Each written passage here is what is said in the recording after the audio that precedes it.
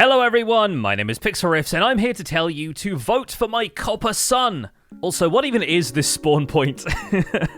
Imagine spawning in this naturally. Like, this is literally where I spawned in this brand new world in Snapshot 21W40A. This is hilarious. But speaking of the snapshots, Mojang have recently been adding a lot more copper generation to snapshots. We now find copper generating in huge veins in larger patches throughout the world, more frequently in dripstone caves, and we even get drowned spawning in dripstone caves so that you can farm copper from them as well.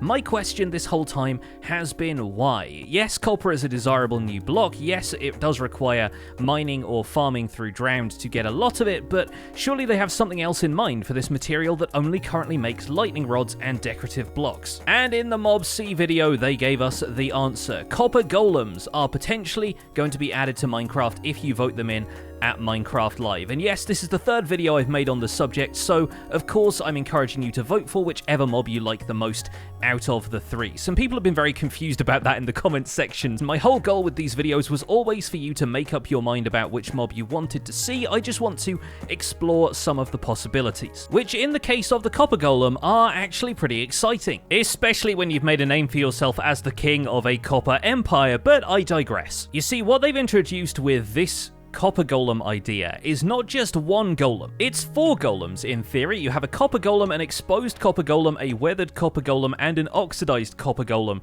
presumably. It could just stop somewhere over here, but the idea would be that copper in golem form ages just the same way as copper in block form does, and eventually the final stage would mean the golem stopped moving around as fast and turned into a statue. Now, previously our statue options in Minecraft have been limited to armor stands, which, while obviously kind of cool, have never really been animate unless you're Seth Bling. And I do kind of love the idea that this can be either a functional golem or it can be a statue. And imagine stumbling on some ancient ruins, whether they were added to the game as generated structures or whether you created them yourself, where there are these copper statues lining the way up to the throne. I think that would look awesome.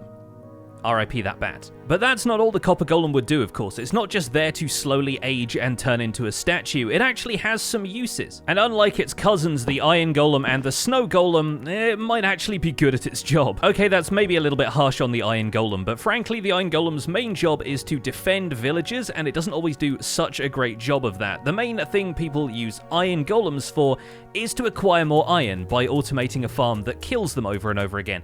As for the Snow Golems, they're pretty good at producing snow, but when it comes to defending you against mobs, they mainly just snowball creepers until they blow up. Along with the Copper Golem, the game would introduce copper buttons, and while we have acacia buttons that look kind of like copper buttons to begin with now, having a shiny metal button in the game is an attractive prospect for more than just aesthetics. Copper Golems would interact with copper buttons, going up periodically and pressing them, and if you subscribe to the idea that the Copper Golem might slow down over time as it ages, you might also have a significant interval start to be created about when it pushes that copper button. Maybe a brand new, shiny, enthusiastic Copper Golem could walk up and punch the button as often as it was able, but then maybe one of the weathered or oxidized Copper Golems could do that a little bit slower because it takes a little longer for him to get around. Naturally, Copper Statue Golem is basically just gonna stand there, although it would be kind of funny if occasionally it leaned forward and pressed a button. The implications of this are, of course, for automation of redstone contraptions. You could have a Copper Golem butler that periodically opens a door for you. You could have a Copper Golem that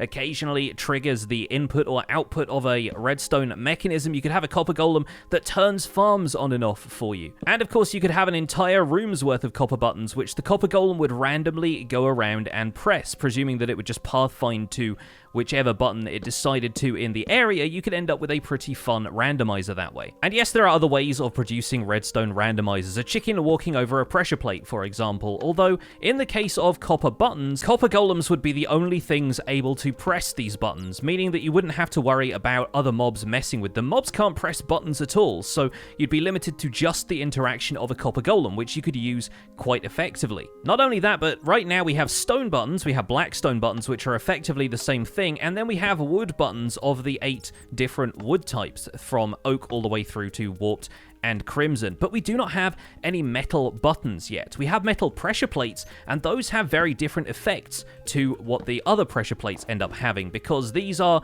weighted pressure plates. What that means is you can use a comparator to detect how many items have been thrown onto the pressure plate, and that will actually be measured in the redstone output from the comparator. You can do a lot with these. They also have a much shorter pulse length than the other pressure plates do, meaning that sometimes if you end up using them for aesthetics, it can be quite difficult to get through a door. What if the copper button was heavier and had a different pulse length to the wood and the stone buttons? Now, that might not seem like a particularly attractive prospect to anybody who doesn't mess around with redstone, and yes, there are circuits which allow you to lengthen pulses, but potentially this could be very useful in certain contraptions. A little bit of redstone timing introduced by a different input mechanism, randomized by a copper golem walking around pressing it, could honestly make all the difference to some redstone contraptions that are out there. Also, and I had this thought after I was done recording the video, what if the copper buttons age as well, and each different age produces a different pulse length? If you're worried about your copper golems slowing down over time, I gotta presume that we will be able to wax them to preserve them in a certain state, or at least right-click them with an axe in the same way that we do with copper blocks in order to de-age them, maybe scrape the wax off if you waxed one by mistake, or just clean them up every now and again so they perform at their intended rate. I also kind of wonder how you would build a copper golem, because they seemed slightly smaller than Agnes and Jens's characters were in the video, so I wonder if that's just for style reasons, or I wonder if you would just put a pumpkin on a copper block and you'd get something that was a little bit shorter than a player. Maybe cut copper would be involved somewhere, or maybe it's the traditional iron golem kind of T shape, and then when you put the pumpkin on you would end up with something that was still kind of short. That'd be kind of hilarious if you build up this massive iron golem size frame, a block higher than the player, and it turns out to be a little kind of pint-sized copper golem. It would also be kind of interesting if you could then build them at different stages of age. So you could start off with a copper golem that was just a statue, or was going to work for slightly less time. The fact that they have a lifespan is actually really intriguing to me. What if it was like this?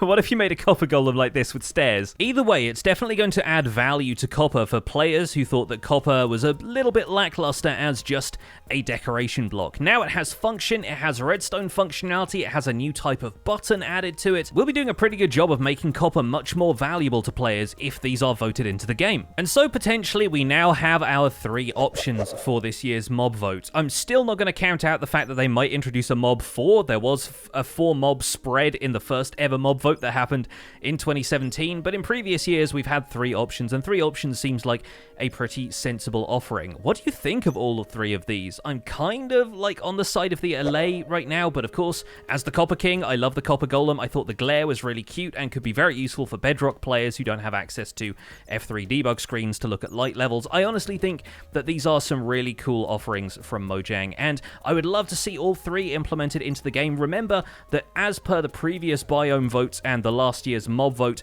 these mobs might be implemented into the game in future. We're really just voting on which mob arrives first, and so don't get too discouraged if your favorite doesn't win, because there's every chance that the Mojang team could bring it back in future. The fact that they're all utility mobs, that they're all mobs that have a purpose, and they're all kind of mobs that get tied into key aspects of Minecraft. The glare helping you light up dark spaces, the Allay helping you pick up items, and the Copper Golem helping you with redstone and button pushing mechanics and stuff like that, I do think are really interesting fundamental things about Minecraft that players would have slightly more access to and more room to experiment with. So I'd be happy with any one of these 3 mobs making it into Minecraft. Ultimately, you've got to vote for the one that you think is the best, and I'm going to be seeing you for Minecraft Live this Saturday, October 16th at noon Eastern time. I'm going to be streaming that over on twitch.tv/Pixlriffs with my podcast co-host Joel Duggan. As the Spawn Chunks podcast, we will be covering everything that is announced at Minecraft Live 2021. I hope to see you there. Thanks for watching this video. In the meantime, my name has been Pixlriffs. Please don't forget to leave a like on this video if you enjoyed it. Subscribe if you want to see more, and I'll see you guys soon. Take care. Bye for now.